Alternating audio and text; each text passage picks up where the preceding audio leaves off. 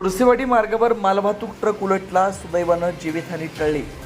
शिरोळहून श्री क्षेत्र नृसिंहवाडीच्या दिशेने जाणारा मालवाहतूक ट्रक चालकाचा ताबा सुटल्यानं उलटल्याची घटना सोमवारी मध्यरात्री 1 वाजण्याच्या सुमारास घडली। या अपघातात ट्रकचं मोठ्या प्रमाणात नुकसान झालंय।